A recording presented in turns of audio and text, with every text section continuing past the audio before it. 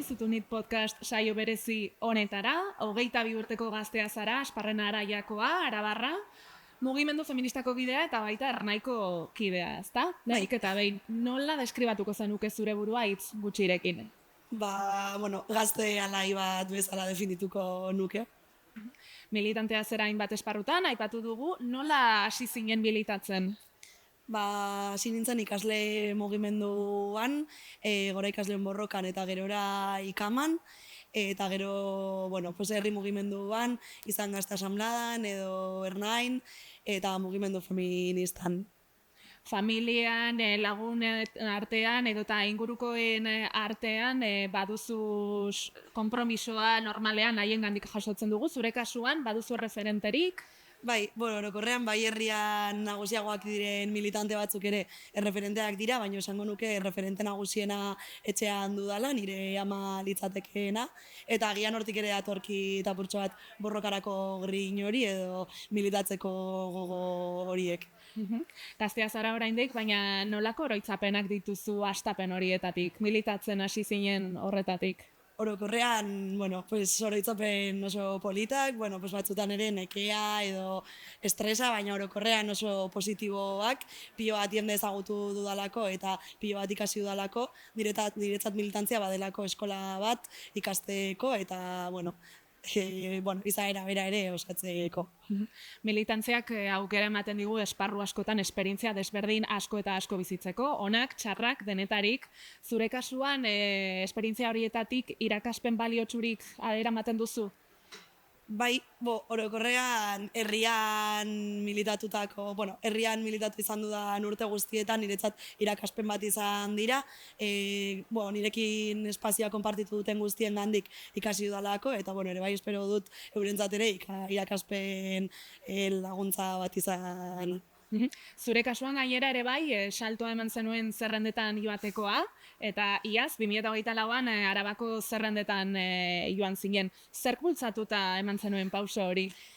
Niretzat ere konpromisoa da eta zerrendetan joatea ere bai militantzia da, eta uste dut amesten dugun herri hori eraikitzera bidean ere bai, urrats batzuk eman behar ditugula eta horren baitan sartzen da ere bai zerrendetan joatea edo bestelako izkutuko lanak egitea, baina zerrendetan joatea ere bai sartzen da eraiki nahi dugun herri horren prozesuan, eta esango nuke ere bai hortik eman nuela saltoa, eta uste dudalako ere bai gazteriaren papera ezinbestekoa dela bai politika munduan, sozialean, eta horregatik ere bai gazteon ahotsa ere bai ordezkatzeko.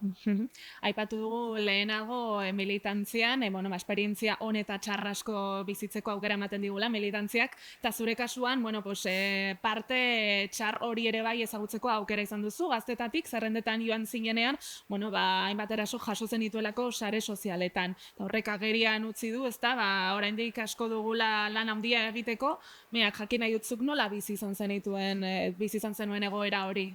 Modu desberdinean egia esan. Egia da, hasiera batean agobio batetik eta amorru batetik, gerora egia da, pilo bat elkartasun mezu jaso nituela, eta apurtxo bat perspektiba aldatu nuen, eta bazen hausnarketa, gauzak ondo egiten ari gara eta aurrera goaz, geroz eta gehiago gara, eta nabari da, jende bat entzat hori mingarria da, eta nabari da, aurrera goazen enean, eta gazte arrazializatu bat ere bai politika munduan ibiltzea, zaila da, egunerokotasunean deriba reakzionarioari dagokionez, aurre egiten diogu egunerokotasunean arrazekeriari estruktura delako, eta estruktura denean ere sareetan egon badago.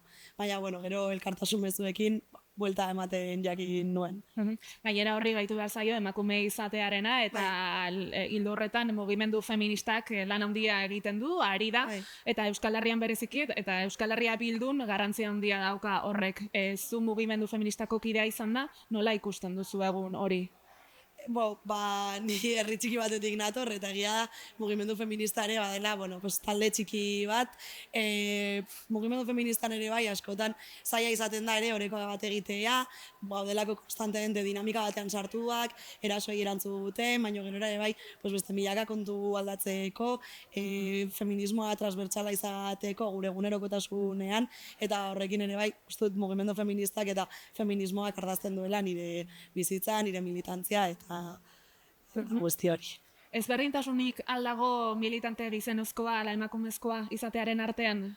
Bai, nire ustez bai, gaudelako egunerokotasunean lehiatzen, matxismoa estrukturala da, eta militante feministok ere bai, askotan ere kostatzen zaigulako, balioan jartzea ere bai gure ahotsa, gure ardura, gure egunerokotasuna, orduan esango nuke hor baita ere nabaritzen dela pilo bat.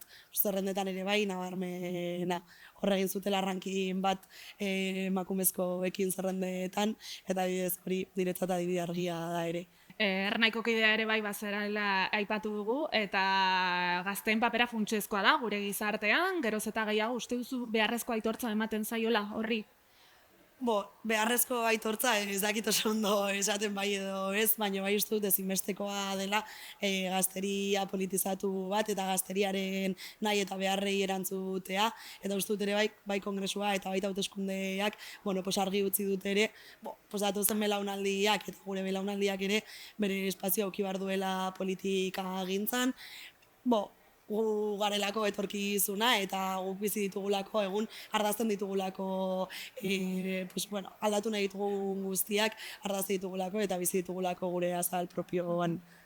Beste alor batera pasatuz, kazetaritzako ikaslea ere bai, bazara, kazetari izateko prestatzen ari zara, zergatik aukeratu zen dituen ikasketa hauek? Zalantzan egon nintzen, baina historia edo kazetaritzarekin, eta uste dudalako asko dugulako aldatzeko orokorrean politikoki, baina uste dut ere kazetaritzak berak ematen dizkigula aukerak, edo eman aldizkigula aukerak ere gure ikuspuntutik eta gure perspektibatik hitz egiteko, eta uste dut hor azpimarratuko nukeela prentsa libraren garrantzia, eta hortik ere egin nuen. Uste dudalako oraindik aukerak ditugula aldatzeko, egungo prentsa eredua aldatzeko aukerak ditugula, eta horregatik militanteak, ezkerrekoak, arrazializatuak bertan egotea ezinbestekoa dela.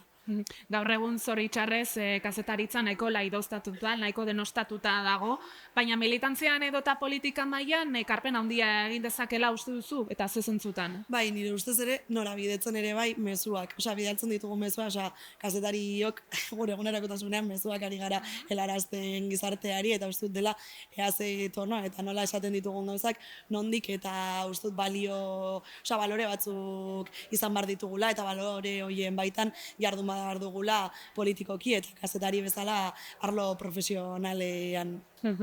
Gaurko egunean zentratuz, gaur amaiera emango zaio EH Bilduren 3. kongresu honi, eta etapa berri honi, EH Bilduren etapa berri honen etorkizuna edo nola ikusten duzu? Nire ustez, saiatu behar gara, alik eta masa gehien artikulatzen, alik eta masa zabalenetara iristen, baina uste dut beti ere gure balioetan mugitzen den jende horretara iritsi behar garen, eta jende horren beharrak asetu behar ditugula, amesten dugun Euskal Herri hori eraiki behar dugula gure jendearekin txikitik handira, herritik eta herriarentzat, eta uste dut jarriko nukela zentroan batzen gaituzten balore horiek egin behar dugula eta egingo dugula zalantzari gabe.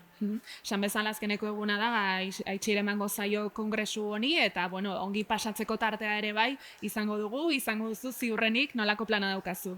Iritsi gara duela rato bat, gero ekitaldi nagusian parte hartuko dugu, eta gehien bat motibatzen nagoena da, aspaldiko partez nire eskualdekoekin biziko dudala kongresu amaiera, prozesua beraz dudalako eurekin bizi, baina amaiera eurekin biziko dut, bai ekitaldian, baita ere bazka lorduan, eta gerora Andoni Oioki egikutziko digun aizialdi tarte horretan eskualdearekin eta nire militantzia lagunekin egoteko. Beraz, posible eta beharrezkoa da kompromiso alde batetik eta gozatzea, uztartzea modua aurkitzen dugu. justiz bai.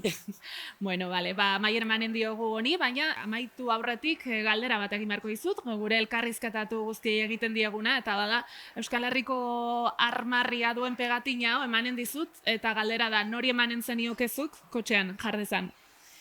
Ez dakit kotxean jarri halko duten edo ez, pertsona bati ez niolako bakarrik emango, bi pertsonei emango nieke, eta Mai eta Ainoa, abokatuak, Ernai jasotako erasoarekin eta isun ekonomikoarekin egindako lan guztiagatik, aitortza eta eskerrak ematea eurei, gazteriaren, horrelako frente baten aurrean ere bai, eurak egin duten lan guztiagatik, euren lana aitortzeko eta balioan jartzeko. Oso ongi berriz ere eskerrik asko Julu, gurekin izateagatik eta ongi pasa gaurko egunean. Eskerrik asko, berdin.